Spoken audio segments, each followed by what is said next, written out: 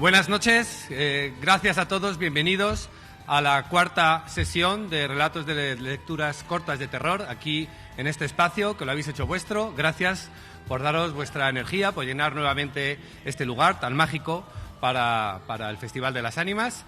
Y sin más dilación vamos a pasar a las lecturas, en esta ocasión de un director muy conocido. Tuvimos la primera edición, fue el primer día, hablamos de Alfred Hitchcock, el segundo de Tim Burton, el tercero fue de Stephen King y vamos a continuar hoy con Steven Spielberg, que cierra por fin las sesiones en la edición de este festival. Mirad, uno tiene que esforzarse por encontrar algún fracaso de crítica y de taquilla de Steven Spielberg.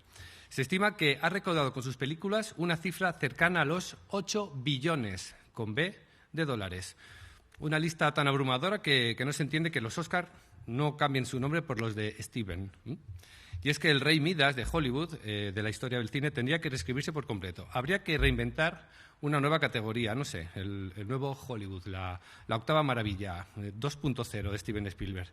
Es el responsable de joyas como E.T., como Los Goonies, La lista de Schindler, Indiana Jones, Jurassic Park, entre otros.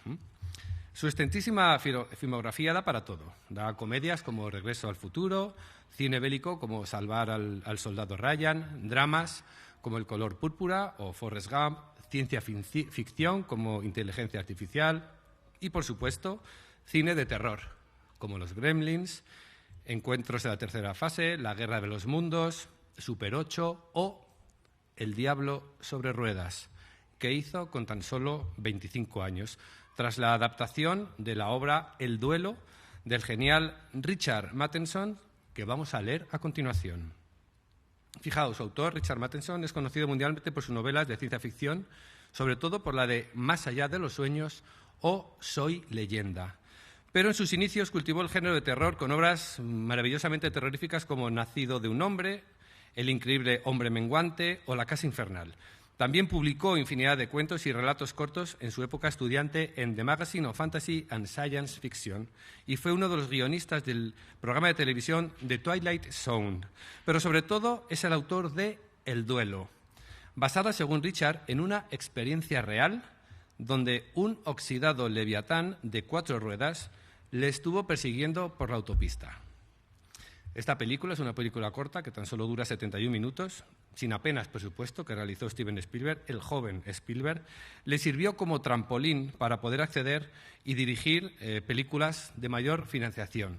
Y con ella pudo financiar Tiburón, con la que ganaría su primer Oscar. Ambas películas tienen un oculto y maravilloso vínculo común, ya que el sonido final del tiburón abatido, es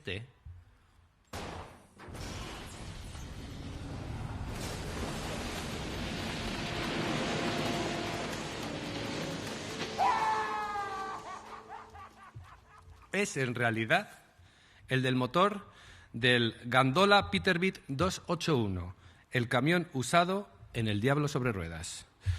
Señoras y señores, con todos ustedes, El duelo, la obra de Richard Matheson, que tendremos el placer de ser escuchado con los compositores Verdi, Berlioz, Wagner y, por supuesto, John Williams, y que será leído en este último día de las lecturas aquí en San Nicolás, homenaje al cine de terror, ya lo sabéis, por una actriz a la altura de todos ellos. Un fuerte aplauso, por favor, para Gemma Martínez.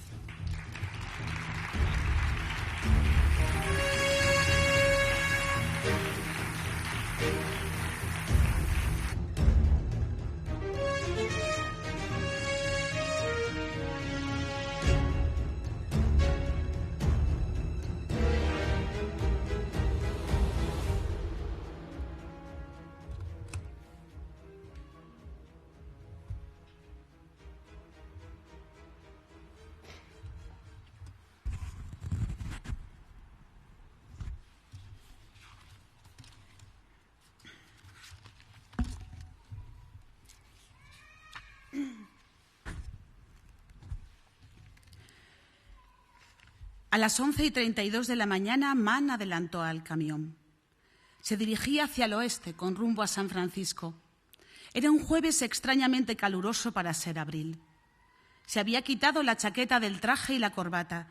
Su camisa lucía el cuello abierto y sus puños estaban remangados hasta los codos. La luz del sol bañaba su brazo izquierdo y parte de su regazo. Podía sentir el calor atravesando sus pantalones oscuros mientras conducía por la carretera estatal. En los últimos 20 minutos no había visto ningún otro vehículo transitando en una dirección o en la otra. Entonces vio al camión delante, remontando un tramo en pendiente entre dos altas colinas verdes. Pudo sentir la tracción demoledora de su motor y vio una sombra doble en la carretera.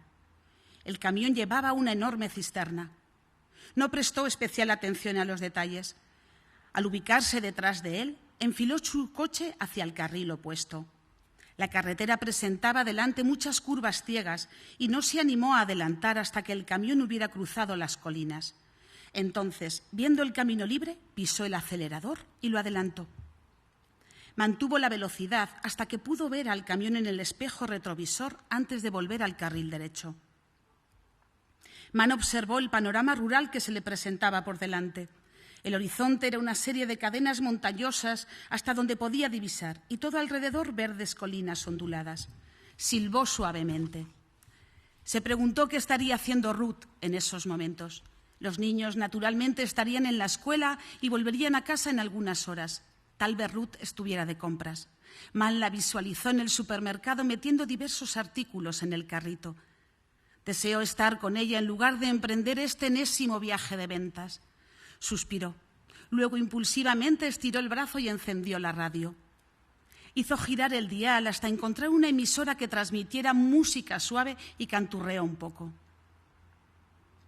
Se quedó aturdido cuando el camión le adelantó atronadoramente por su izquierda, haciendo oscilar ligeramente el coche. Observó al camión y su acoplado cerrarle el paso abruptamente sobre su carril y frunció el ceño al tener que aminorar la marcha para mantenerse a una distancia segura del remolque. «¿Qué pasa contigo?», pensó. Dirigió al camión una mirada escrutadora. Era un enorme transporte de combustible remolcando un tanque cisterna. Estaba oxidado aquí y allá y lleno de abolladuras, casi a punto de jubilarse. Los tanques estaban pintados torpe y descuidadamente de un color entre plateado y sucio. Su mirada derivó desde la palabra inflamable impresa en la parte trasera de la cisterna hasta las líneas paralelas de pintura roja reflectante que bajaban y se perdían en la mugre de los inmensos faldones de caucho que aleteaban tras las ruedas traseras. Hizo una mueca de asco al recibir el olor del caño de escape del camión. Era un tubo vertical a la izquierda de la cabina. Expulsaba un humo tan espeso que formaba una nube que oscurecía el costado y la parte trasera del remolque. Pisando el acelerador, se colocó en el carril izquierdo. Ningún vehículo delante. Aceleró a fondo y comenzó a adelantar al camión. A medida que lo pasaba, lo fue recorriendo con la vista. La cabina del conductor estaba demasiado alta y todo lo que pudo llegar a divisar fue el dorso de la mano izquierda del conductor en el volante. Era robusta y bronceada, con grandes y nudosas venas. Una vez en el carril derecho, fue sorprendido por un insistente y explosivo trompetazo de la bocina que le hizo volver su mirada precipitadamente al retrovisor. Y alarmado comprobó en el espejo lateral izquierdo que ese tipo le estaba pasando de nuevo. Mann volvió su cabeza para mirar sulfurado la forma del leviatán que estaba adelantándole. ¿Qué le pasa a este tipo? ¿Se cree que tenemos un duelo? Cuando el camión y el acoplado recuperaron el carril derecho delante de su coche, Mann aflojó el acelerador, soltando un sonido de incredulidad cuando se dio cuenta que si no hubiera bajado la velocidad, el camión le hubiera cortado nuevamente el paso. Su mal humor aumentó cuando la olorosa pestilencia del caño de escape del camión alcanzó su nariz otra vez. Irritado, giró con violencia la manilla de la ventanilla y la cerró. Tenía que entrevistarse con Forbes a las 3:15 de la tarde, sí o sí. Al menos no había tráfico complicando el asunto. Mann pisó el acelerador, ubicándose cerca, por detrás del camión. Cuando la carretera se curvó lo suficiente como para dejarle una vista completamente libre del camino, pisó a fondo el acelerador y se apostó en el carril opuesto. El camión se le tiró encima, bloqueándole el paso. Por unos segundos, todo lo que pudo hacer Mann fue mirar aturdidamente hacia adelante. Luego, con un gemido alarmado, aminoró la marcha regresando al carril derecho. El camión se movió para volver a quedar delante de él. Esperó más de un minuto. Entonces encendió el intermitente para dejar claro cuáles eran sus intenciones y, pisando el acelerador, enfiló otra vez hacia el carril izquierdo. Inmediatamente el camión cambió de posición, cortándole el paso. ¡Dios!, gritó Mann. En los 26 años que llevaba conduciendo jamás había visto algo parecido. Regresó al carril derecho, negando con la cabeza al ver que el camión hacía lo mismo. Desaceleró un poco, tratando de ubicarse fuera del alcance del humo del escape. Impulsivamente aceleró hacia la izquierda otra vez. Para su sorpresa, el camionero no le cerró el paso. En su lugar, asomó su tostado brazo izquierdo y lo ondeó haciéndole la señal de paso. Mann comenzó a acelerar. Repentinamente soltó el pedal con un jadeo y giró el volante tan bruscamente para enfilarse tras el camión que la parte trasera del coche comenzó a culebrear. Mientras luchaba por recuperar el control, un descapotable azul pasó como un rayo en sentido contrario. Respirando agitadamente, Mann recobró el control del coche. Su corazón latía casi dolorosamente. ¡Por Dios! Quiso que me estrellara contra ese coche. Se sintió consternado y enfermo. Ese hijo de puta había querido estrellarlo solo para contemplar el espectáculo. Estiró el brazo y apagó la radio. Esa música alegre empezaba a irritarlo. Durante varios minutos se mantuvo a distancia detrás del camión. Cuando la humareda empezó a asquear su estómago, apoyó la palma derecha sobre el claxon y la mantuvo apretada. Mann intentó adelantar de nuevo. «¡Quítate del medio, hijo de la gran puta!». Podía sentir los músculos de su mandíbula endureciéndose con dolor. Hubo una contorsión en su estómago. «¡Mierda!». Rápidamente volvió al carril derecho, estremeciéndose furioso. «Eres un miserable hijo de puta. ¿Pero qué diablos pasa contigo?». Repentinamente se preguntó si podría engañar al camionero pasándolo por la derecha. Enfiló hacia el arcén, mirando cauteloso hacia adelante. Ni soñarlo. No había espacio suficiente. El camionero podría arrojarlo de un empujón si quisiera, y sin duda lo haría. Mann tembló. Una colina larga y pronunciada se perfilaba delante. El camión tendría que subirla lentamente. Mann aceleró, acercándose al camión tanto como la seguridad se lo permitió, y pisando el pedal del acelerador, se disparó hacia el carril opuesto. Con el rostro agarrotado, Mann dirigió su coche a toda velocidad a través del borde de la calzada, esquivando la cabina de la mole, derrapando en la línea del arcén y levantando una gran espesa nube de polvo y tierra. Sus llantas crujieron, luego saborearon el asfalto otra vez. Miró el espejo retrovisor y un ladrido de risa hizo erupción desde su garganta.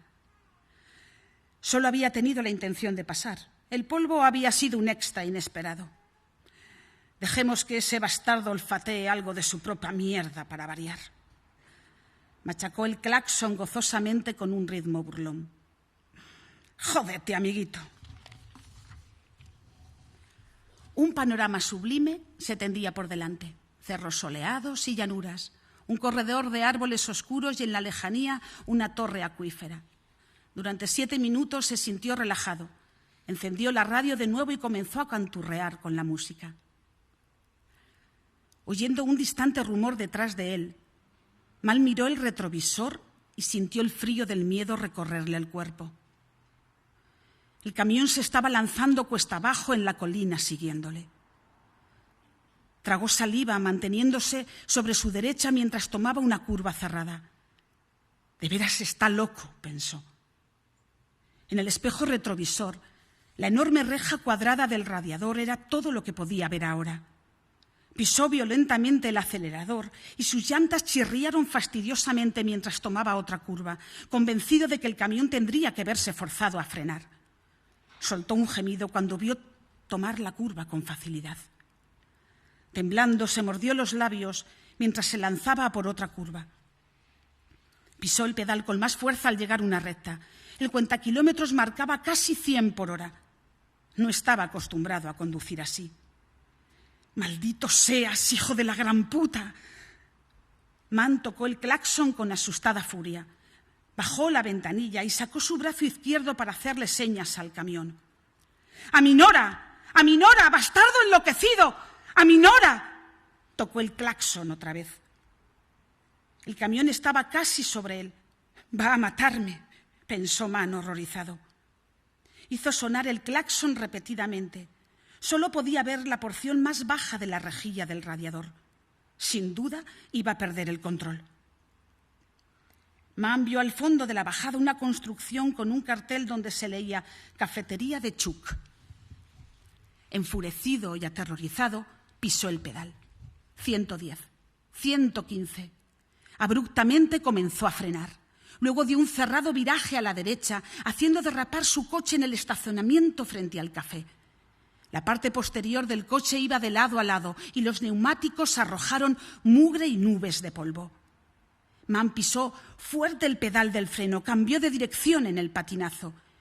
El coche comenzó a enderezarse y frenó más fuerte aún, mientras que de reojo era consciente del paso del camión y su acoplado rugiendo a toda velocidad en la carretera. Pisó el pedal del freno tan fuerte como pudo y las llantas se clavaron a casi una 30 de metros de la cafetería. Mann permaneció sentado, en un silencio, nervioso, con los ojos cerrados. Sus latidos se sentían como martillazos en el pecho. Tenía la impresión de no poder recobrar el aliento. Salió del coche dolorido y caminó balanceándose la distancia que lo separaba de la cantina. «Bienvenidos, camioneros», se leía en una cartulina puesta en el escaparate. Tembloroso, abrió la puerta y entró evitando la mirada de los clientes. Seguro que lo observaban, pero no tuvo fuerzas para afrontar esas miradas. Caminó hasta la parte posterior y entró en el baño de caballeros. Ya en el lavabo, abrió el grifo y se lavó la cara. Se estiró y se enfrentó a sí mismo en el espejo de la pared. Afuera había un verdadero animal vagando en su camión. Ya pasó. Fue una maldita pesadilla, pero ya pasó. Estás de camino a San Francisco. Buscarás un hotel, pedirás una botella de whisky, te darás un baño caliente, te relajarás y olvidarás. Se dio la vuelta y salió del baño. Se paralizó a los 3 pasos con el corazón aporreando su pecho y los ojos clavados en el gran escaparate rectangular de la cafetería. El camión estaba estacionado afuera. Mann le dirigió una vidriosa mirada incrédula. No era posible. Lo había visto pasar a toda velocidad. El camionero le había ganado. Tenía toda la maldita carretera solo para él. ¿Para qué había vuelto? Mann miró a su alrededor con pánico repentino. Había 5 hombres comiendo 3 a lo largo de la barra 2 en las mesas. Se maldijo a sí mismo por no haberles prestado atención cuando entró. Ahora no tenía forma de saber quién era. Sintió que sus piernas comenzaban a temblar. Caminó hacia la mesa más próxima y se deslizó torpemente en la silla. Camuflando su cara con el menú, recorrió la cantina con la mirada. ¿Por qué no les miraste las caras cuando pudiste? La camarera se acercó y Mann ordenó un sándwich de jamón y una botella de cerveza. Mann reprimió el enjambre de pensamientos que se abatieron sobre él. Inclinó la cabeza débilmente cuando la camarera colocó el sándwich y la botella frente a él y se quedó con la mirada fija en la mesa mientras masticaba. ¿Por qué permanecía sentado allí sin hacer nada? Un hombre con la camisa caqui se había levantado de la barra y se movía hacia la parte delantera de la cafetería. Mann sintió que su corazón se estrujaba cuando el tipo pagó a la camarera y salió. Lo observó en un ansioso silencio. El hombre no se metió en la cabina del camión.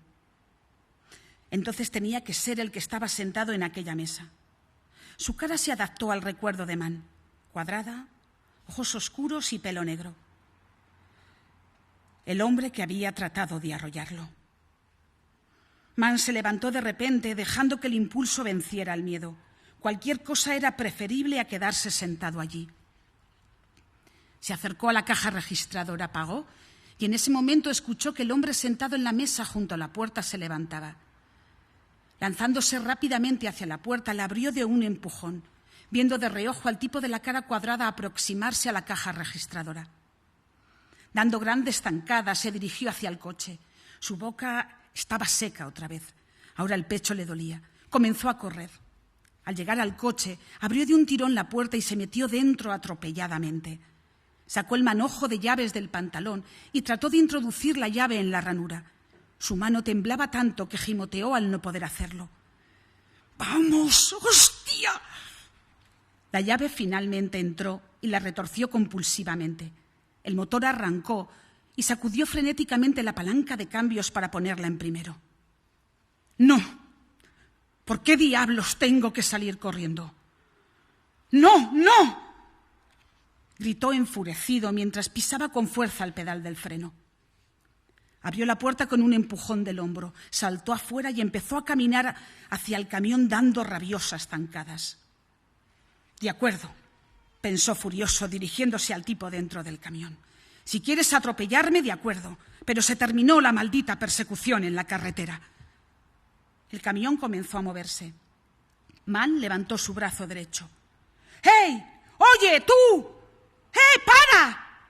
Comenzó a correr al ver que el camión no se detenía.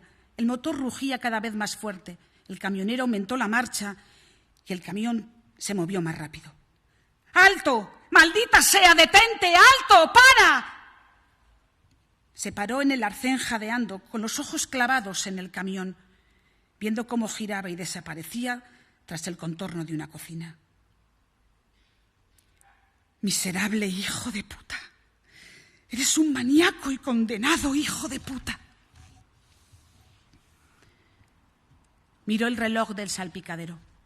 Eran pasadas las 12:30 y todo esto en menos de una hora, pensó. Cambió de posición en el asiento apoyándose contra la puerta. Estiró las piernas y cerró los ojos. Cuando abrió los ojos, asustado de dormirse y de haber perdido demasiado tiempo, habían pasado solo 11 minutos. El loco debe estar bien lejos ahora, pensó. Al menos 20 kilómetros y probablemente más. Mann se ajustó el cinturón de seguridad, encendió el motor, puso primera y salió a la carretera. Ni un alma en la ruta. Cuando su coche tomó la primera curva, un reflejo involuntario le hizo pisar el freno. El coche derrapó ruidosamente antes de clavarse en medio de la carretera. El camión y su acoplado estaban estacionados en el arcén a menos de 100 metros. Sintió como si su cuerpo se negase a funcionar. Se quedó aturdido mirando hacia adelante. Cuando un explosivo bocinazo sonó detrás de él, gimió al ver una camioneta amarilla acercarse a gran velocidad. La camioneta pasó rápidamente a su coche y se alejó pendiente abajo. Mann sintió una extraña sensación. El tipo que conducía la camioneta podía irse tranquilo, sin peligro. Solo él había sido elegido. Yo soy la presa. Aquello que sucedía era demente, pero estaba ocurriéndole. ¿Y ahora qué? La pregunta insistía en su cabeza mientras golpeaba sus dedos en el volante. Se mordió los labios coléricamente. No voy a dar la vuelta. Su expresión se endureció. La palanca de cambio se quejó ruidosamente cuando puso primera y lanzó el coche sobre el asfalto. Vio que el camión se ponía en marcha nuevamente, pero no hacía ningún esfuerzo por acelerar. El camionero sacó su brazo izquierdo por la ventana de la cabina y le estaba haciendo señas para que lo pasara. De acuerdo, pensó. Pisó el pedal del acelerador arrojándose al carril izquierdo. A medida que se acercaba al camión se tensó, anticipando que el conductor podría salir a bloquearle el paso, pero el camión se mantuvo en su carril. El coche de Mann avanzó a lo largo de la abrumadora silueta de mamut que tenía a su derecha. Dirigió una mirada rápida hacia la cabina y vio el nombre Keller pintado en la puerta. Por muy horrible que pareciera, en un momento pensó que había leído Killer. Releyó la tosca etiqueta y abandonó su sobresalto pisando el acelerador y retomando su curso por el carril derecho. Se estremeció en una mezcla de temor y satisfacción al ver que el camionero aceleraba. Era extrañamente reconfortante haber anticipado definitivamente las intenciones de aquel hombre. Esto, sumado al hecho de haber visto su cara y su nombre, parecía de algún modo disminuirlo en su estatura. Antes había sido una gran criatura anónima, sin rostro, una personificación del terror más oculto. Ahora, al menos, era un individuo. Muy bien, Keller. Veamos si ahora puedes vencerme con esa reliquia. Pisó fuerte el acelerador. Miró el cuentakilómetros y cuando vio que se movía solo 110 kilómetros por hora, frunció el ceño. Pisó más fuerte el pedal, alternando su mirada entre la carretera y el cuentakilómetros hasta que la aguja superó los 120. Sintió un súbito espasmo de satisfacción. Tenía que obligarse a mantener constante esa velocidad. Keller no iba a minorar, eso era seguro. Vamos, deprisa, hay un asesino detrás de ti. Ahora la carretera era algo serpenteante y se perdía al pie de las montañas. Mann se obligó a presionar el pedal todavía más. 125, 126. Maldito seas, Keller. Yo soy el que va a matarte. Voy a matarte así sea lo último que haga. Las colinas estaban cada vez más cerca. Había pendientes bastante más empinadas ahora. Mann sintió palpitar la esperanza dentro de sí. Estaba seguro que le sacaría una buena ventaja a esa bestia. No importaba cuánto esfuerzo hiciese ese bastardo, nunca podría sostener 120 kilómetros por hora subiendo una cuesta. Tenía las axilas y la espalda empapadas de sudor y la camisa se le había pegado al tapizado del asiento.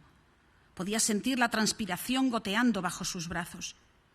Un baño y una cerveza. Sí, eso es. Sería lo primero que haría al llegar a San Francisco. Un baño largo y caliente y una bebida grande y fría. Mann gritó horrorizado al ver el cartel «Reparaciones viales en curso». Su mirada frenética recorrió toda la carretera. Los dos carriles estaban bloqueados y una enorme flecha negra indicaba «desvío». Gimió angustiadamente al ver que la desviación era un camino de tierra. Su pie se lanzó automáticamente al pedal del freno y comenzó a bombearlo. Se encontraba derrapando salvajemente en medio de un trompo y sus neumáticos chirriaban en el cascajo del camino de tierra. Sus manos permanecían fuertemente agarradas al volante, tratando de recuperar el control. Mann experimentó todos los efectos centrífugos del trompo del coche en su espina dorsal. Su mandíbula apretada se desplazó violentamente y reprimió un quejido al morderse el labio inferior. Finalmente consiguió salir del trompo. El camino de tierra finalizó de improviso y el auto recuperó impulso sobre el asfalto. El camión estaba rezagado, pero seguía detrás de él, meciéndose como un buque azotado por la tempestad. Sus enormes neumáticos levantaban un gigantesco murallón de polvo. Mann aceleró su coche. Había visto una pendiente bastante pronunciada delante. Ahora sí ganaría alguna distancia. Dio un vistazo al espejo. El camión acababa de salir del camino de tierra y recobraba a velocidad sobre el asfalto. Su coche estaba en los primeros metros de la subida cuando una columna de vapor comenzó a salir por debajo del capó.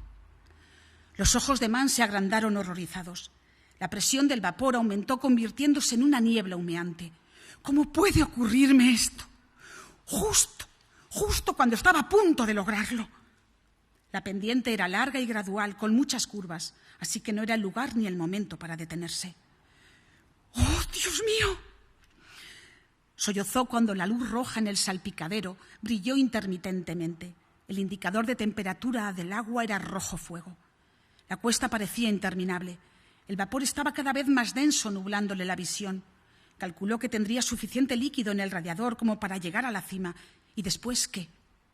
Nunca podría conducir sin líquido en el radiador, ni siquiera cuesta abajo. Miró el espejo. El camión continuaba. Mann trataba de concentrarse en la subida, tratando de no mirar la luz roja ni siquiera de reojo. Metro a metro, su coche iba perdiendo velocidad. La marcha era cada vez más desigual. ¡No, vamos! Ya estaba casi en la cresta y en el espejo podía ver al camión aproximándose. El motor crepitaba. ¡Vamos, por favor, Dios! ¡Ayúdame, vamos!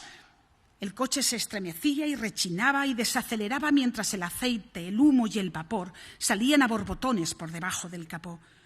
Los limpiaparabrisas barrían de un lado a otro. La cabeza de Mann latía. Sus manos sujetaban el volante entumecidas. El corazón martilleaba su pecho. «Por favor, Dios mío, por favor, vamos». Hecho. La punta de la pendiente. Los labios de Mann se abrieron en un grito de triunfo cuando el auto empezó a descender. Con sus brazos timbrando incontroladamente, puso la palanca en punto muerto y dejó que el coche rodara cuesta abajo. A su alrededor, colinas y más colinas hasta donde le alcanzaba su vista. Un aullido de triunfo se estranguló en su garganta. Ahora estaba descendiendo en una larga bajada. Pasó un cartel donde leyó: «Vehículos pesados, conservar marcha suave los siguientes 20 kilómetros». 20 kilómetros. Algo surgiría. El coche comenzó a ganar velocidad. Mann miró el cuentakilómetros, 70 kilómetros por hora. La luz roja aún ardía, pero dejaría descansar el motor durante 20 kilómetros si es que el camión estaba lo suficientemente rezagado. Su velocidad aumentaba. 75, casi 80. El camión no había aparecido aún. Con un poco de suerte, todavía podría sacarle una buena ventaja. Allí, en alguna parte, tendría que haber un lugar donde detenerse. La aguja ya bordeaba la marca de los 87. El camión había coronado la pendiente y estaba camino abajo. El camión se acercaba rápidamente. Keller tendría el pie incrustado en el acelerador. No pasaría mucho tiempo antes de que tuviera el camión encima. Necesitaba usar el motor. Retorció la llave en el arranque. El motor lanzó un chasquido ronco, pero no arrancó. Otra vez volvió a girar la llave, pero no hubo resultado. En el espejo del camión ganaba terreno velazmente. En el cuentakilómetros la aguja se mantuvo en 92. Mann, abrumado por el pánico, se quedó con la mirada en blanco, los ojos vacíos. Entonces la vio. A varios centenares de metros, una frenada de emergencia para camiones con frenos quemados. Ya no habría más alternativas. O tomaba la salida de frenada o su coche sería arrollado. El camión estaba espantosamente cerca. Podía escuchar el agudo bramido de su motor.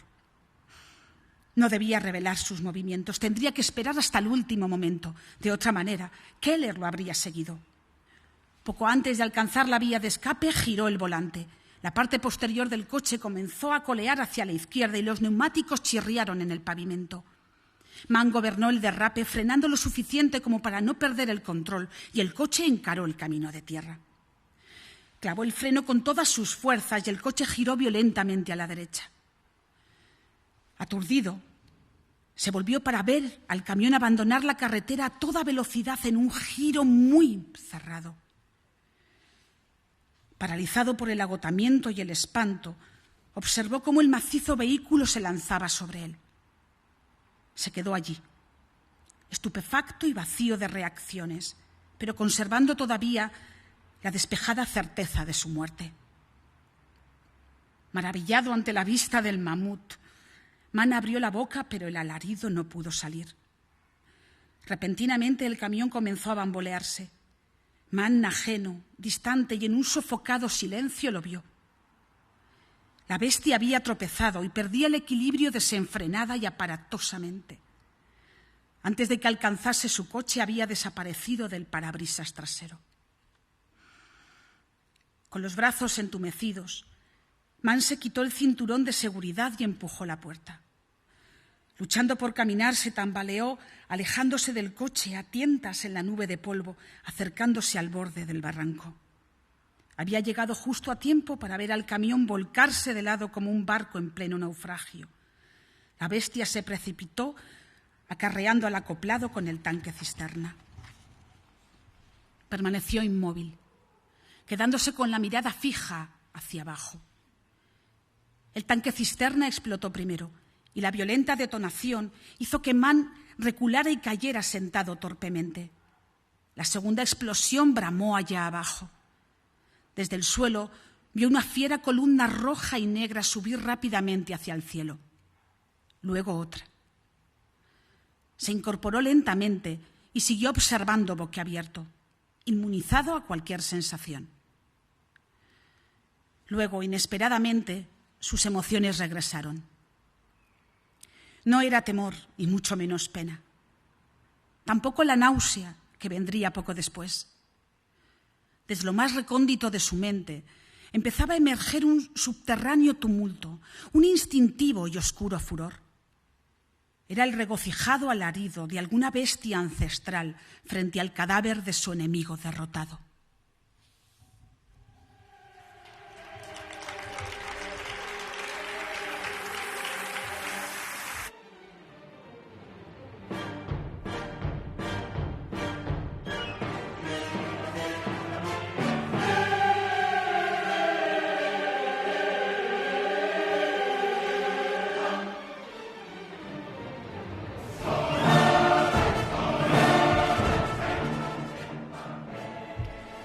Bien, continuamos. Mirad, el 26 de enero de 1929, un agente de seguros familiares que visitaba los suburbios de Chicago encuentra en una casa sola a dos gemelos de apenas 5 semanas, niño y niña desnutridos y con fuertes heridas. En el traslado al hospital muere la pequeña y su hermano Philip milagrosamente sobrevive. Como veis, el guión de la vida del escritor Philip Kinder Dick no sería precisamente de película. Vivió entre pobreza y adicciones y solo obtuvo relativos y efímeros reconocimientos en vida, como el premio Hugo, por el relato de ciencia ficción El hombre en el castillo, que recordaréis por su exitosa adaptación a Netflix hace unos años.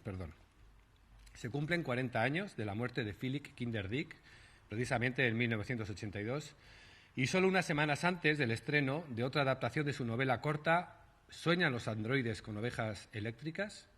Seguro que no suena este título, pero en cine un joven Ridley Scott la titularía Blade Runner. Al morir, sin apenas recursos, su familia llevaría las cenizas al cementerio de Riverside, en Colorado, donde una simple lápida ya había esculpido su nombre 53 años antes, junto con el de su hermana gemela. La brillantez del escritor, con el que terminamos esta mágica semana de relatos cortos aquí en las ruinas de San Nicolás, contrasta sorprendentemente con el nulo éxito que obtuvo en vida. Su obra, Tiempo desarticulado, es la base de la película El show de Truman. La paga inspiraría a John Woo en Paycheck. Ubik ha servido de universo distópico base para obras tan importantes como Matrix, de las hermanas Wachowski, y Abre los ojos, de Alejandro Amenábar. Y cómo no, también inspiró a Steven Spielberg con su película Minority Report. Ella no es Tom Cruise, ni falta que nos hace, pero sí que nos hace mucha ilusión presentarles un año más, y ya van unos cuantos, a la voz y el talento de Susana Gómez, interpretando para todos nosotros el último relato de la sesión de este año de relatos cortos aquí en la ruina de San Nicolás, este relato de Philip Kinder Dick, El informe en minoría o Minority Report. Un fuerte aplauso para Susana Gómez, por favor.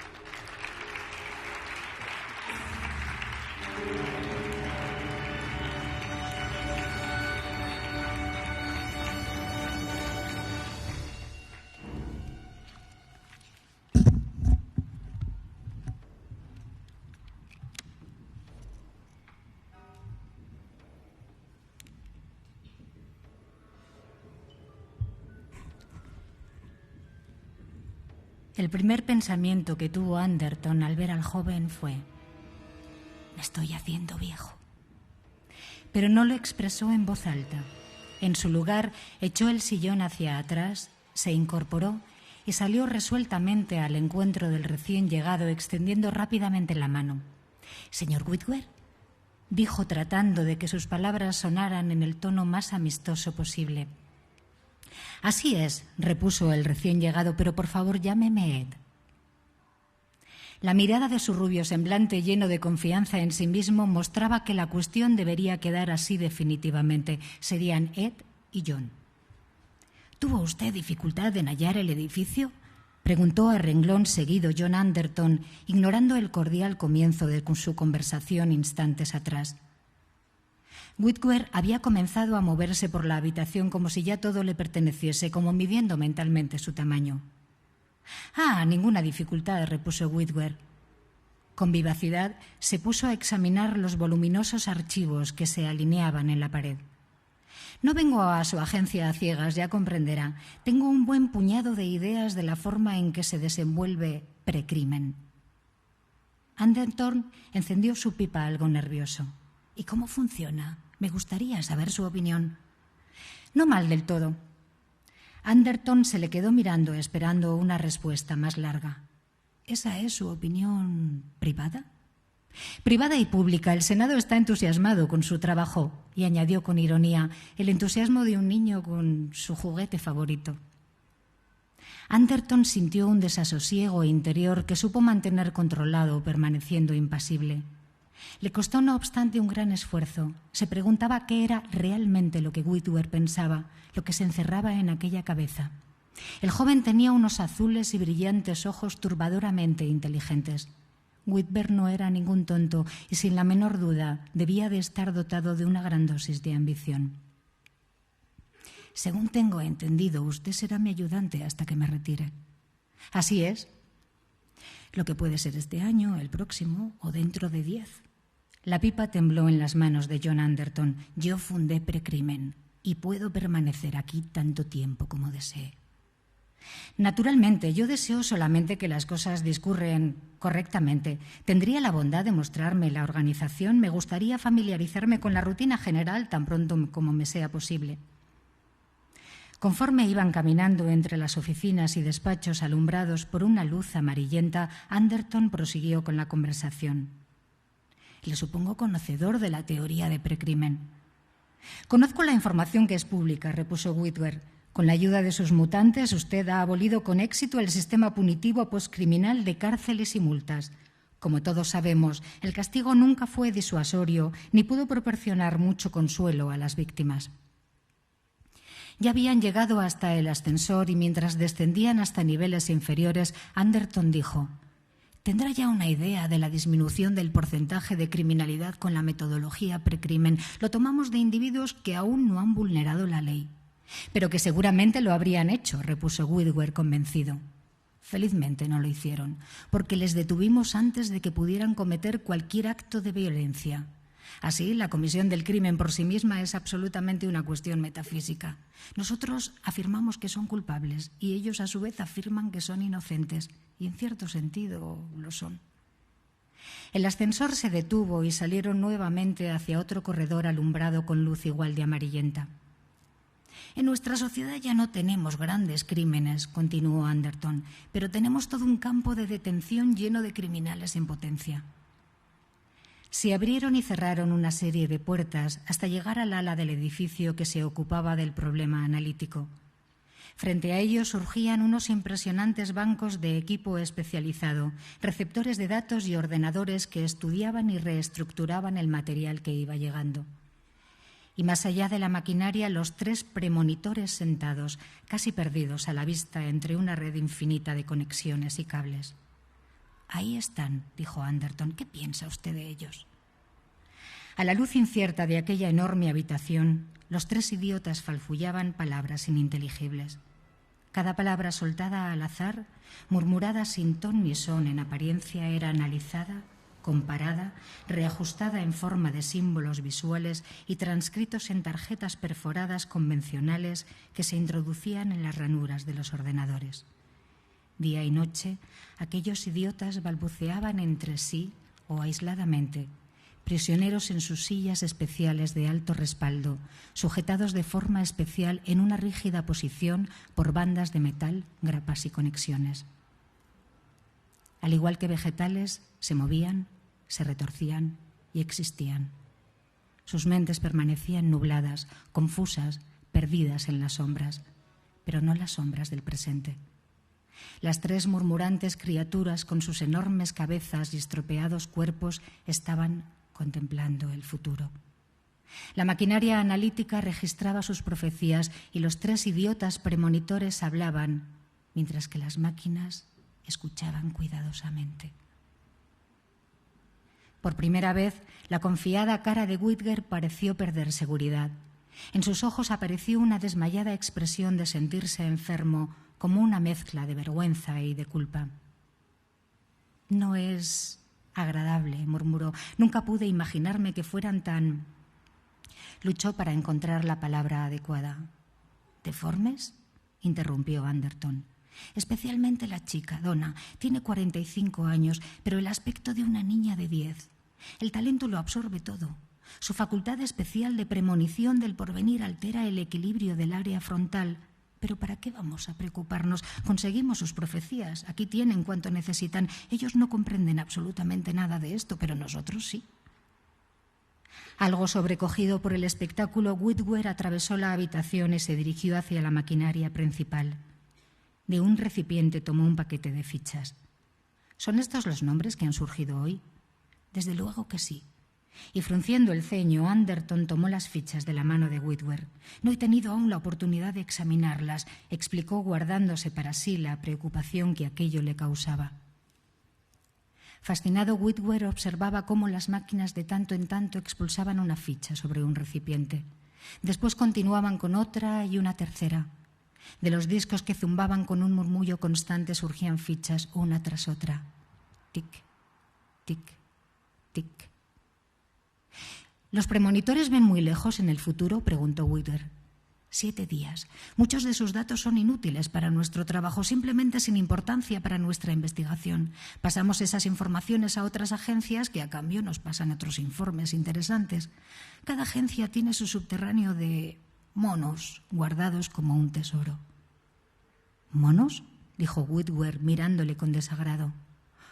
«Oh, sí, ya comprendo, es una curiosa forma de expresarlo». «Ignore los problemas morales. Legalmente están bajo la tutela de precrimen y créame, están mucho mejor aquí que en los suburbios de la ciudad». Anderton recogió las últimas fichas expulsadas por los ordenadores. Muchas de sus predicciones son descartadas o se refieren a delitos poco importantes como los de evasión de impuestos, asalto o extorsión. Como estoy seguro que usted ya sabe, el precrimen ha rebajado la conspiración y asesinato en un 99%. Apenas sí se dan casos actualmente. Después de todo, el delincuente sabe que lo confinaremos en un campo de detención 7 días antes de que tenga la oportunidad de cometer el crimen. «¿En qué ocasión se cometió el último asesinato?», preguntó Whitwer. «Hace 5 años. El criminal escapó de nuestros equipos. Teníamos su nombre, todos los detalles del crimen, el nombre de la víctima, el momento exacto y el lugar preciso, pero resulta imposible cogerlos a todos». Barajó las fichas con las manos. «Sin embargo, conseguimos evitar la inmensa mayoría».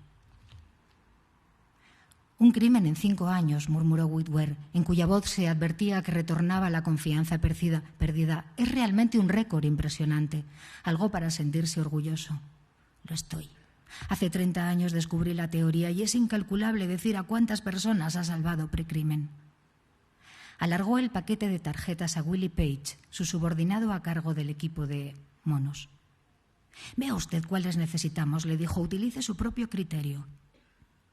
Mientras Page desaparecía con las fichas, Whitwer dijo pensativamente: «Creo que es una gran responsabilidad». «Sí, lo es», convino Anderton. «Si dejamos que un criminal se escape, como ocurrió hace 5 años, tenemos una vida humana en nuestra conciencia. Nosotros somos los únicos responsables». Recogió 3 nuevas fichas acabadas de surgir del ordenador. «Enviamos un duplicado de las tarjetas del archivo al cuartel general superior del Ejército. Allí se comprueba cuidadosamente. Así pueden también seguir nuestro trabajo».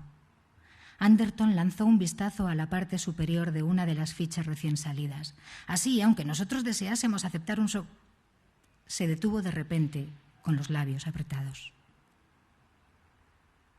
¿Ocurre algo?, preguntó Whitwer alarmado. Cuidadosamente Anderton dobló la ficha y la depositó en uno de sus bolsillos. «Nada», murmuró. «No es nada en absoluto». La dureza de la voz de Anderton puso en alerta a Whitwer. «Con sinceridad, a usted yo le disgusto». «Es cierto», admitió Anderton. «No me gusta, pero...». En realidad no era aquel el motivo. No parecía posible, no era posible. Algo iba mal en todo aquello. Perplejo, trató de aclarar su mente confusa. Sobre aquella ficha estaba escrito su nombre, en la primera línea, y acusado de un futuro asesinato. De acuerdo con las señales codificadas, en 7 días, el comisario de precrimen, John A.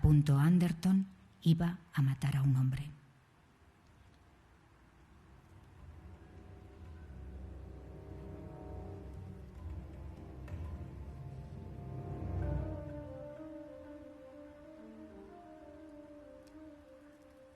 En la oficina exterior, hablando con Page, su subordinado, se hallaba la esbelta y atractiva joven esposa de Anderton, Lisa. «Hola, querida», saludó Anderton. Whitwer permaneció silencioso, pero sus pálidos ojos se animaron al posar su mirada sobre la cabellera de la mujer vestida de uniforme. Lisa era una oficial ejecutiva de precrimen, pero una vez había sido, según ya conocía Whitwer, la secretaria de Anderton. Dándose cuenta del interés que se reflejaba en el rostro de Whitwer, Anderton se detuvo reflexionando. Haber colocado la ficha en las máquinas requería un cómplice del interior del servicio, la ayuda de alguien que estuviese íntimamente conectado con precrimen y tuviese acceso al equipo analítico. Lisa era un elemento improbable, pero la posibilidad de traición existía. Un frío nervioso le recorrió la espalda al comenzar a entrever las posibilidades del asunto. Su impulso original, abrir las máquinas decididamente y suprimir todos los datos, resultaba inútilmente primitivo. Probablemente los registros concordaban con la ficha. No haría sino incriminarse a sí mismo en el futuro. Disponía de aproximadamente 24 horas. Después el ejército comprobaría las fichas y descubriría la discrepancia. Él solo tenía una de las copias, lo que significaba que la otra réplica de ficha que se hallaba doblada en su bolsillo, estaría a aquellas horas sobre la mesa de Page a la vista de todo el mundo. Desde el exterior del edificio le llegó el sonido de una patrulla de la policía de precrimen. ¿Cuántas horas pasarían antes de que llamaran a la puerta de su casa? «¿Qué te ocurre, cariño?», le preguntó Lisa, inquieta. «Tienes el aspecto de quien ha visto un fantasma. ¿Te encuentras bien?» «Oh, sí, perfectamente». Lisa se dio cuenta en el acto del escrutinio de que estaba siendo objeto por parte de Whitwer. Un poco distraído y confuso, Anderton se apresuró a presentar a su nuevo colega. Lisa sonrió en amistoso saludo. ¿Pasó entre ellos como un encubierto entendimiento? No pudo decirlo. Dios, ya empezaba a sospechar de todo el mundo, no solamente de su esposa y de Whitwer, sino de Page y de hasta una docena de miembros de su personal. ¿Es usted de Nueva York?, preguntó Lisa. No, contestó Whitwer. He vivido la mayor parte de mi vida en Chicago. Estoy en el hotel... Espere, tengo el nombre escrito en una tarjeta por aquí en alguna parte. Mientras Whitwer rebuscaba por los bolsillos, Anderson se sintió deprimido. ¿A dónde vas?, preguntó Lisa, asombrada. «Vuelvo con los monos», repuso Anderton. Rápidamente se dirigió hacia la rampa del extremo opuesto. Estaba ya a punto de desaparecer de la vista cuando Lisa apareció jadeante de la carrera emprendida tras él. «¿Qué te pasa? Todo el mundo va a pensar...» Se contuvo controlándose para añadir: «Quiero decir que te estás comportando de una forma errática y extraña». Una multitud de gente les envolvió. La muchedumbre usual de la tarde. Ignorando a todo el mundo, John Anderton apretó el brazo de su mujer. «Me voy, mientras esté a tiempo». «¿Pero por qué?» «Soy víctima de una conspiración. Ese hombre ha venido a quedarse con mi trabajo. El Senado quiere echarme de precrimen sirviéndose de él». Lisa le miró asombrada. «Parece una persona encantadora». «Sí, encantadora como una serpiente de agua». Lisa reflejó en su rostro su desconcierto. «No lo creo, querido. Creo que estás bajo los efectos de un exceso de trabajo. No resulta creíble que esté tratando de minarte el terreno. ¿Cómo podría hacerlo aunque quisiera? Seguramente Ed...» «¿Ed?», Ese es su nombre, ¿no es así? Los ojos de Lisa se dilataron de asombro y de desconcierto y brillaron en una muda protesta. Cielo siento, estás sospechando de todo el mundo. Parece como si creyeses que yo también estuviera mezclada en una clase de conjura contra ti. Pues no estoy muy seguro. Anderton sacó su billetera y extrajo de ella la ficha doblada mostrándosela disimuladamente. El color se escapó de las mejillas de Lisa dejando escapar un sonido entrecortado. Todo encaja, ¿no crees?, dijo Anderton. Eso dará a Whitwer un claro pretexto para suprimirme inmediatamente. No tendrá que esperar a que yo presente mi dimisión y Precrimen dejará de ser una agencia independiente. Sus labios se apretaron en un rictus amargo. Absorberán igualmente al ejército. No permitiré que acaben con Precrimen. Bien, naturalmente que siento hostilidad y resentimiento hacia ese joven, pero no tengo ni la más remota intención de matar a Whitwer. En silencio, con la cara blanca por una intensa palidez, Lisa sacudió la cabeza. Ahora mismo me voy a casa y empaquetaré mis cosas. ¿Y vas a esconderte por ahí? Me iré aunque sea fuera del sistema, si es preciso. Ya se ha hecho antes con éxito. Yo aún dispongo de 24 horas para hacerlo, ¿verdad? Si me marcho 7 días, la ficha quedará sin efecto y entonces podré volver para resolver este complot. Se volvió resueltamente. Vuelve al interior, no puedes huir conmigo. ¿Imaginaste que lo haría? ¿No lo hubieras hecho? No, ya veo que no me crees. Y sacudió nerviosamente la ficha entre sus manos. No, lo que creo es que no has considerado bien todas las opciones. El nombre de Ed, de Whitwer, no está en la ficha como víctima. Demasiado confuso para responder, Anderton permaneció sin quitar los ojos de la cartulina. Ella tenía razón. Ed Whitwer no estaba impreso como su víctima. Sobre la línea quinta, la máquina había estampado nítidamente otro nombre: Leopold Kaplan. Aturdido, volvió a guardarse la ficha en el bolsillo. No había oído ese nombre en toda su vida.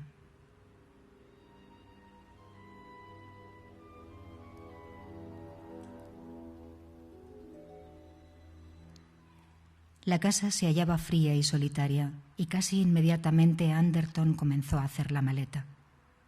Mientras empaquetaba arbitrariamente su ropa, una serie de frenéticos pensamientos cruzaron su mente.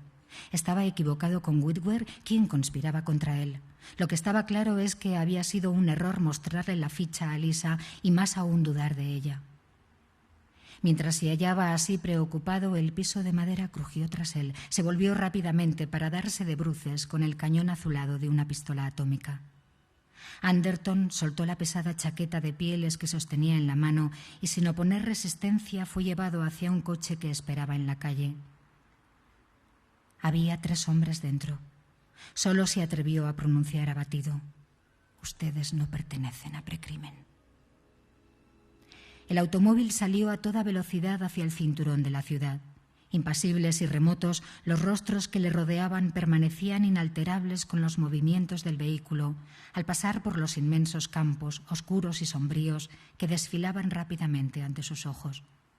En el asiento delantero, un hombre con lentes sin aros y escasos cabellos grises pegados al cráneo le dijo sonriendo cínicamente: «¿Cómo podría usted matar a un hombre a quien no ha conocido nunca?» «¿Cómo me han encontrado tan pronto?», preguntó, mientras su mano se dirigía involuntariamente hacia el bolsillo donde tenía escondida la ficha doblada. «¿No habrá sido...?» «No fui notificado por su agencia, si es esa su pregunta», dijo aquel hombre interrumpiéndole. «Pertenezco a la Alianza Federada del Bloque Occidental». Anderton siempre había sospechado que el ejército poseía inmediatamente los duplicados de las fichas. «¿Quién es usted?» «Usted», repuso el hombre de las lentes, «creo que ya sabe cuál es mi nombre». El coche avanzó por la autopista del noroeste directo a la central de Precrimen. «Usted es...» «Leopold Kaplan», se adelantó de nuevo a decir el hombre del pelo gris. «La estúpida ficha que aún lleva en su bolsillo tiene impreso mi nombre». «No tengo intención de matarlo», dijo sin pensárselo Anderton. «Estoy convencido de ello», afirmó Kaplan sonriendo, «pero en Precrimen no opinarán lo mismo». Horrorizado, Anderton protestó. «¿Va usted a devolverme allí? Si me detienen, jamás estaré en condiciones de probar». «No me preocupa lo que usted intente probar», dijo Kaplan, interrumpiéndole. «Todo mi interés radica en tenerle a usted fuera de combate».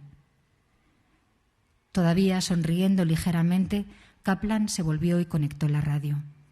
Se oyó un zumbido estático y después, de repente, la radio comenzó a sonar en el coche a bastante volumen. Una voz leía un mensaje informativo. Todos tienen la orden estricta de no dar refugio por ningún concepto a ese individuo peligrosamente criminal. Todos los ciudadanos quedan advertidos mediante este boletín informativo de que las leyes en vigor implican que tanto individual como colectivamente tienen la obligación de cooperar totalmente para aprehender a John Allison Anderton, quien, por medio de la metodología del sistema precriminal, es declarado de ahora en adelante un asesino potencial. Lisa tiene que haber ido directamente a él, dijo Anderton especulando amargamente. Kaplan tocó un botón y la radio enmudeció. Una lluvia fina y helada se abatía sobre las calles mientras el coche atravesaba las oscuras avenidas de Nueva York hacia el edificio de la policía. Si usted estuviese en su lugar, habría actuado de igual forma, dijo el conductor del vehículo. Resentido, Anderton se mantenía callado mirando hacia adelante. De cualquier forma, continuó el segundo hombre que le apuntaba con el metálico cañón de su arma azulada, usted solo es uno entre muchos más. Miles de personas han ido a parar a esos campos de detención, no se encontrará solo. Esa gente, sentenció el conductor del coche mirando insistentemente por el retrovisor y sonriendo endiabladamente, esos tipos que se encuentran en esos campos estarán deseando verle. Anderton habló para sí mismo, sin duda. Abrumado por las circunstancias, Anderton miraba a los transeúntes apresurándose a lo largo de las aceras mojadas por la lluvia. Solo se daba cuenta de la tremenda fatiga que sentía. Mecánicamente iba comprobando los números de las casas, calculando la proximidad a la estación de precrimen. Un repentino chirrido de los neumáticos hizo que Anderton agarrara impulsivamente la manilla de la puerta. Frenéticamente el conductor trataba de controlar el coche en aquel momento, dando golpes de volante y usando el freno, al mismo tiempo que un enorme camión surgido de la niebla se le venía encima. El coche patinó y dio unos bandazos para ir a estrellarse contra la delantera del camión.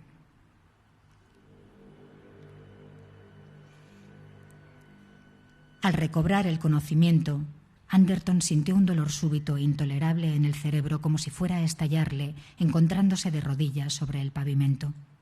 Cerca de él creyó oír el crepitar de unas llamas y unas fajas de luz serpentear entre la niebla dirigiéndose hacia el coche. Unas manos acudieron en su ayuda. Poco a poco se dio cuenta de que iba siendo arrastrado lejos del automóvil. A lo lejos se oían las sirenas de los coches patrulla. «Vivirá usted», dijo una voz en su oído, en tono quedo y urgente, una voz tan extraña como la lluvia que le batía el rostro. «¿Puede oír lo que le estoy diciendo?» «Sí», repuso Anderton. Con la manga acudió en auxilio de un corte que ya le sangraba abundantemente de la mejilla. Confuso trató de orientarse. «Lisa, deje de hablar y escuche». El hombre que le hablaba era un tipo fornido, casi obeso. Sus enormes manos le sostenían ahora fuera de la calzada y contra la pared de ladrillo de una calle adyacente, lejos del fuego y del coche. «Tuvimos que hacerlo así, era la única alternativa. No tuvimos mucho tiempo. Creímos que Kaplan le retendría en su casa por más tiempo». «Yo pensé», comenzó a decir Anderton, y se detuvo al darse cuenta de que se encontraba en dificultades al hablar. Uno de los dientes frontales lo había perdido en el accidente. «Deje de engañarse», le interrumpió el desconocido. «Lo sabe usted muy bien. Todo el mundo fue calculado meticulosamente. Todos calcularon el asunto. La ficha fue colocada el día en que Whitwer apareció y ya tienen cuanto desean. Whitwer, comisario, y usted un criminal perseguido». «¿Quién hay detrás?», dijo Anderton. «Puede apostar por su esposa». Miró rápidamente a su alrededor. «Aquí viene la policía. Siga por esa calle estrecha, tome un autobús y váyase al barrio pobre de los suburbios. Alquile una habitación, cómprese otra ropa y busque algo en que estar ocupado. No trate de salir de la ciudad. Controlan todos los sistemas. Si consigue escapar durante los próximos 7 días, estará usted salvado». «¿Quién es usted?», preguntó Anderton. «Mi nombre no importa, salga de aquí cuanto antes». Aquel hombre le arrojó un paquete abultado que cayó al suelo junto a Anderton. Se apartó y con cuidado comenzó a andar por la estrecha calle fuera de las luces. En el suelo, junto al paquete, brillaba la pistola atómica de aquel soldado. El primer coche de la policía ya había llegado a la calzada y sus ocupantes se lanzaron sobre el destrozado coche. En el interior, los dos soldados se movían débilmente, comenzando a gemir dolorosamente a través de la maraña de acero, cristales y plástico bajo la lluvia. Kaplan había desaparecido.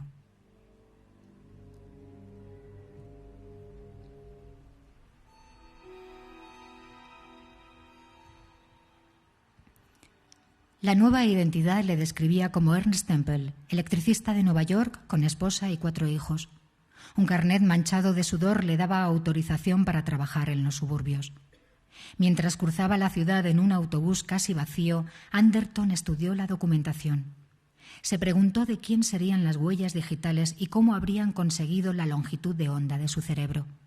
Sin duda no resistirían una comprobación rigurosa, pero al menos era algo. Con los documentos iban algunos billetes. Se guardó el dinero y los documentos y después se volvió hacia lo escrito en el sobre que había contenido los carnets. No le encontró el menor sentido. Ponía: «Busque el informe en minoría». El autobús ya había entrado en una vasta región de barrios pobres, en aquella jungla de hoteles mugrientos y tiendas ilegales que habían surgido en aquella área tras las destrucciones de la guerra. Llegó a una parada y Anderton se bajó mientras unos cuantos pasajeros observaban al paso su mejilla herida y sus ropas destrozadas. Ignorando a aquella gente, echó a andar por el borde de la acera bajo la persistente lluvia. Subió la escalera del hotel hasta el 2º piso y entró en una habitación reducida con olor a humedad. Tenía cama, armario, tocador, un calendario, silla, lámpara y una radio con contador de tiempo mediante monedas. Puso en la ranura una moneda de 25 centavos y se dejó caer pesadamente en la cama. Todas las emisoras importantes estaban transmitiendo el boletín de la policía, un criminal escapado de la policía. El público estaría ávidamente interesado. «Este hombre ha usado la ventajosa posición de la que gozaba para burlar a la policía», estaba diciendo el locutor con una indignación muy profesional. Debido a su alto cargo, ha tenido acceso a los datos previos y la confianza depositada en él le ha permitido evadir el proceso normal de detención y localización. Durante el periodo de su mando, ha ejercitado su autoridad para enviar individuos potencialmente culpables a los campos de confinamiento, desperdiciando así las vidas de esas inocentes víctimas.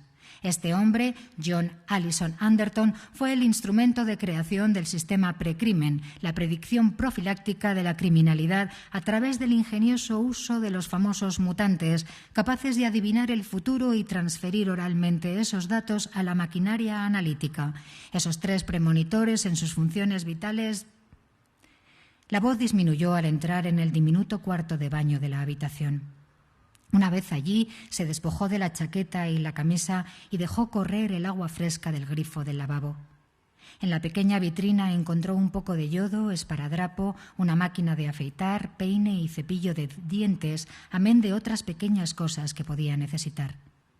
A la mañana siguiente tendría que procurarse otras ropas de segunda mano y comprar otros objetos necesarios, adecuados a su nueva situación.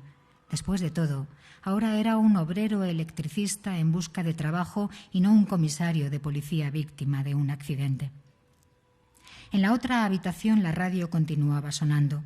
Solo de forma inconsciente, atento a ella, permaneció frente al espejo examinándose el diente roto por el choque. El sistema de los 3 premonitores es infalible. Si cada uno de ellos llega a una respuesta diferente, es imposible decir cuál es la correcta. Por esta razón, es tan importante que sean 3. Si solo uno de ellos difiere de los otros 2, se descarta priorizando el informe en mayoría. Anderton arrojó la toalla que tenía en la mano y corrió hacia la otra habitación. El informe de la mayoría. Solo 2 de los premonitores mutantes habían coincidido en el material anotado en la ficha. Aquel era el significado del mensaje del paquete que le habían entregado. El informe del tercer premonitor, esto es, el informe de la minoría, tenía también su importancia. Consultó el reloj y vio que era ya pasada la medianoche. Page estaría libre de servicio.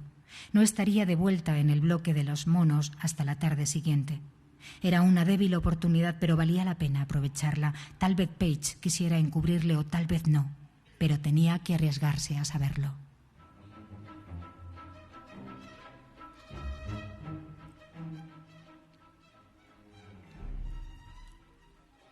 Entrada B, nivel 6. Page abrió la puerta dejando pasar solo un resquicio y al ver a Anderton vestido de electricista soltó: «Está usted definitivamente loco. ¿Por qué diablos ha vuelto?» «No he vuelto por mucho tiempo». Con cuidado, Anderton comenzó a deambular alrededor del bloque de los monos, cerrando automáticamente una puerta tras otra. «No deje que entre nadie». «Tendría usted que haberse marchado cuando consiguió escapar», le dijo Page, siguiéndole con el rostro descompuesto y alterado. Ignorándole, Anderton abrió el control principal del banco de la maquinaria analítica. «¿Cuál de los 3 monos dio el informe de la minoría? El del medio, seguro». Lo conocía bien. Era el de figura de enano que permanecía sentado entre cables y conexiones desde hacía 15 años. Al aproximarse, Anderton ni siquiera levantó los ojos. Con la vista ausente contemplaba un mundo que no existía, ajeno a la realidad física que yacía a su alrededor. Jerry tenía 24 años. Originalmente había sido clasificado como un idiota hidrocefálico, pero cuando llegó a los 6 años de edad, los análisis psicológicos determinaron su talento premonitor, enterrado bajo los tejidos alterados de sus circunvoluciones cerebrales. Llevado a la Escuela Especial de Entrenamiento del Gobierno, su talento latente había sido ampliamente cultivado. A los 9 años, su talento premonitor había alcanzado un nivel utilizable. Desde entonces, Jerry continuaba yaciendo en el caos sin meta de su idiotez congénita. Su especial facultad premonitora había absorbido el resto de su personalidad. Agachándose, Anderton comenzó a desarmar los escudos protectores que guardaban las cintas grabadas y almacenadas en la maquinaria analítica. Utilizando esquemas, fue siguiendo la pista de los diferentes circuitos de los ordenadores a los que Jerry y su equipo estaban conectados. Consultando el plano, a los pocos instantes estuvo en condiciones de seleccionar la sección del registro que se refería a su ficha en particular. La visión de Jerry estaba desenfocada, desfasada. A causa de la naturaleza errática de la premonición, estaba examinando un área de tiempo ligeramente diferente de la de sus compañeros. Para él, el informe de que Anderton cometería un asesinato era un suceso para ser integrado con todos los demás. Aquella afirmación y la reacción de Anderton simplemente eran un dato más. Temblando, Anderton volvió a rebobinar la cinta y pulsó el botón correspondiente. A gran velocidad obtuvo una copia del informe. Allí probaría que la ficha no era válida. Los datos de los registros de los premonitores Donna y Mike estaban archivados por separado. Operando en la maquinaria responsable de los análisis de Donna, abrió el escudo protector y extrajo el contenido. Como antes, el código le informó de que los registros eran importantes y en un momento lo pasó por la copiadora.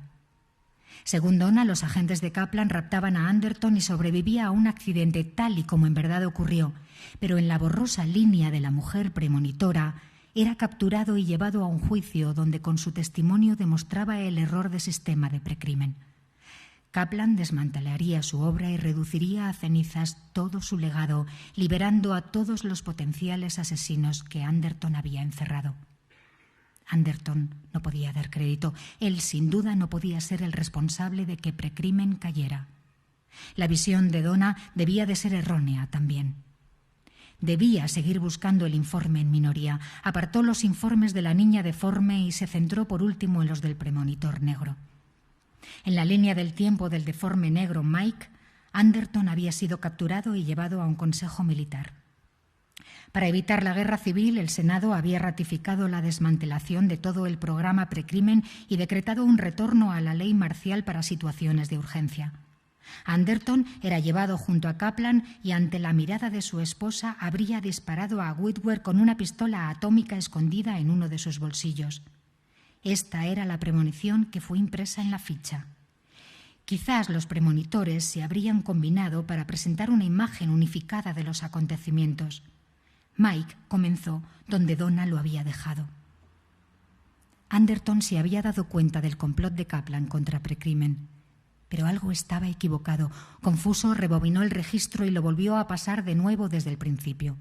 Incomprensiblemente algo no marchaba bien. De nuevo rebobinó el registro y escuchó atentamente. Los 3 informes eran distintos.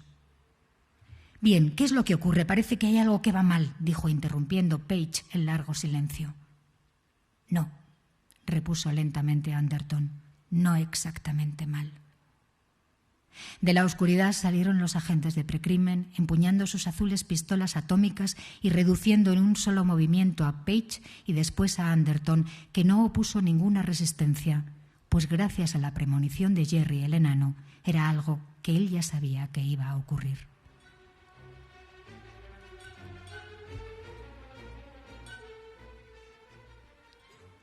Un murmullo atronador rodeó por todas partes a Anderton mientras se esforzaba por despertar. Un mareo constante iba menguando mientras la luz cegadora daba paso a sombras que lentamente se iban definiendo. Con grandes dificultades, Anderton fue tomando conciencia de dónde se encontraba, el alto tribunal en el juicio que precrimen articularía para enviarle al resto de su vida a prisión. Pero en vez de su agencia, eran militares quienes custodiaban a ambos lados su mesa y enfrente, en vez de Ed Whitwer, su hermosa mujer y miembros del Senado, un consejo militar con una figura más que reconocible en medio de todos ellos presidía el juicio, el general Leopold Kaplan. El traje, el reloj de oro de bolsillo, el bastón de plata, sus ropas de estilo conversador con que lo había visto en el coche, todo había desaparecido. Para la ocasión, Kaplan se había vestido con su antiguo uniforme de los días de gloria y poder. Rígido e impresionante, estaba rodeado por todos aquellos otros generales que formaban su Estado Mayor. Sobre su uniforme brillaban un sinnúmero de condecoraciones y las estrellas de su rango. Sus botas relucían como espejos y llevaban al cinto su decorativa espada corta y sobre la cabeza su gorra de dorada visera. A despecho de sus nervios, el general Kaplan parecía de buen humor. «Esta es una gran ocasión para el ejército», le dijo. «Creo que le agradará oír lo que voy a manifestar en público al relatar los espurios cargos esgrimidos contra usted». «Me parece magnífico», repuso Anderton, pasando lentamente la lengua por el hueco de la dentadura. «Quedará bien claramente establecido que fue usted injustamente acusado», continuó Kaplan repitiendo lo que ya sabía Anderton. «Todo está aquí, toda la evidencia que necesitábamos. Su caso simboliza los arrestos injustos de incontables individuos». Con cierto nerviosismo, Kaplan se miró el reloj de pulsera. «He de empezar ya. ¿Quiere venir conmigo a la plataforma?» «¿Por qué?» Fríamente, pero con cierta reprimida vehemencia, Kaplan dijo de nuevo: «Así el Senado y los miembros de representación aquí presentes podrán ver la prueba viviente. Usted y yo juntos, la víctima y el asesino, permaneciendo uno junto a otro, demostrando la falsedad del sistema, el enorme fraude con que la policía ha estado actuando». «Bien, con mucho gusto», repuso Anderton. «¿A qué estamos esperando?» Desconcertado, el general Kaplan se dirigió hacia la plataforma. De nuevo miró algo inquieto a Anderton. Su incertidumbre aumentó al subir a lo alto de la plataforma y colocarse en el pódium del locutor. «¿Comprende usted en su totalidad qué es lo que voy a decir?», le dijo Kaplan. «La exposición de los hechos tendrá unas repercusiones considerables. Hará que el Senado reconsidere la validez básica del sistema precrimen».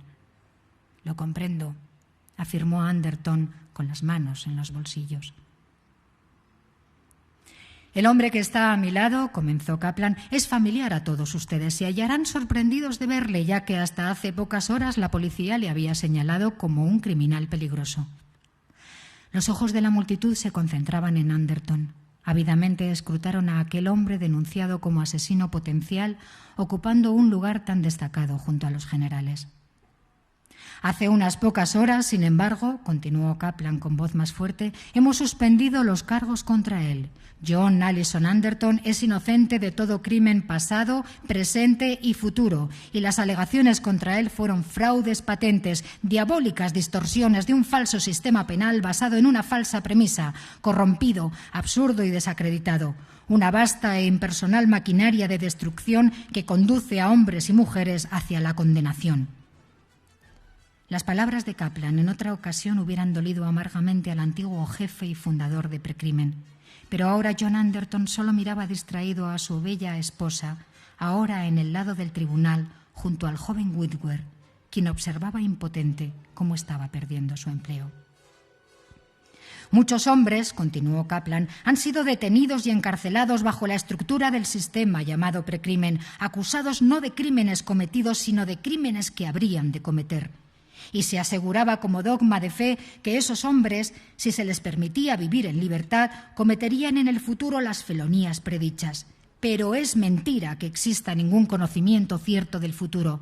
Tan pronto como se obtiene cualquier información premonitora, queda cancelada por sí misma. La afirmación de que este hombre iba a matarme es una pura paradoja. El simple hecho de poseer él mismo los datos lo hace totalmente falso. En cualquier caso, sin excepción, el informe de los 3 premonitores ha invalidado sus propios datos. Si no se hubiesen hecho esos arrestos, es seguro que no se habría cometido ningún delito. Anderton escuchaba aparentemente perdido aquella sarta de argumentos, dedicando apenas atención al discurso del viejo general. Los asistentes, no obstante, estaban atentos con el mayor interés. El general Kaplan continuó haciendo un resumen del informe de la minoría, explicando en qué consistía y de qué forma se había obtenido. Mientras, Anderton acariciaba el suave metal de la empuñadura. Kaplan estaba ya terminando con el material recogido de Jerry. Con sus delgados dedos iba a tomar los informes de Donna y después de Mike. Este fue el informe de la mayoría, explicó Kaplan. La afirmación, hecha por el primero de los 2 premonitores de que Anderton cometería un asesinato. Y ahora voy a mostrar a ustedes el material automáticamente invalidado. Se detuvo un instante, se afurmió las lentes sobre la nariz y comenzó lentamente a leer los informes. Una extraña expresión apareció repentinamente en su rostro. Se detuvo, vaciló y dejó caer los papeles de la mano. Miró las manos de John escondidas en sus bolsillos. Dio un paso atrás queriendo apartarse del lugar del locutor. Por un instante, Anderton observó su faz distorsionada. Levantó el arma robada en el accidente y que había permanecido todo el rato en su bolsillo. La pistola azul se encendió emitiendo un agudo sonido y disparó. Los ocupantes de la primera fila se lanzaron súbitamente en socorro de Kaplan, atónitos por lo que estaba sucediendo. Kaplan se estremeció un instante y, como un pájaro destrozado, dio vacilante un paso y cayó desde la plataforma hasta el suelo. Kaplan, como afirmaba el informe de la mayoría, estaba muerto. Su delgado pecho era un espantoso agujero humeante, una terrible cavidad llena de cenizas y vísceras quemadas en un cuerpo que aún se retorcía en su agonía. «Pobre diablo», murmuró uno de los policías mientras le apartaba la pistola de la mano y lo reducía. A través del vértigo y las náuseas, al borde del desmayo, John Anderton fue consciente de que su acción salvaría a Precrimen. Poco le importaba lo que pasaría con él, su hermosa mujer o Ed Whitwer. Su último pensamiento solo intentaba determinar si el comentario de «pobre diablo» del policía iba dirigido a Kaplan o a él. Gracias.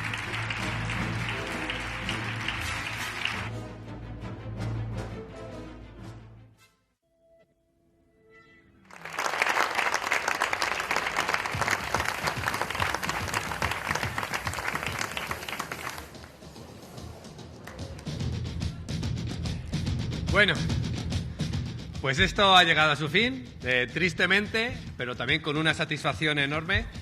Terminamos estas 4 sesiones de lectura de relatos cortos aquí en las ruinas de San Nicolás. Os vamos a dar las gracias a todos por vuestra presencia, por llenar este espacio. Vamos a dar las gracias a todos los lectores que han participado en ella, a José Ángel Mayor, a Tomás Sanz, a Carlos Pascual, a Inés Andrés, a César Millán, a Gemma Martínez, a Gemma Pascual y a Susana Gómez. Gracias a todos ellos por contarnos estas historias de terror, por hacer nuevamente un año más esta edición de relatos aquí en San Nicolás y por hacerla posible. Y bueno, terminamos con estas sesiones, pero el festival continúa. Mañana tenemos una carrera fantástica, una carrera y una marcha en la que ya tenemos cientos de participantes, que es una carrera ambientada en el Monte de las Ánimas. El siguiente día, el domingo, tenemos un concierto fantástico en el Disco Bar Avalon, dedicado a Tarantino, por un grupo fantástico que se llama Quartet Tarantino. Y luego, como no, vienen los días principales, los días más importantes del festival, que son el Desfile de las Ánimas el día 31 y luego la Noche de las Ánimas el día 1 en el Espacio del Río. Estáis invitados, seguid participando de este festival, os invitamos a ello, esperemos que disfrutéis y, lo dicho, daros las gracias por venir un día más aquí a estas lecturas y os invitamos el año que viene, os prometemos nuevos relatos, nuevas sensaciones y, lo dicho, gracias a todos. Gracias.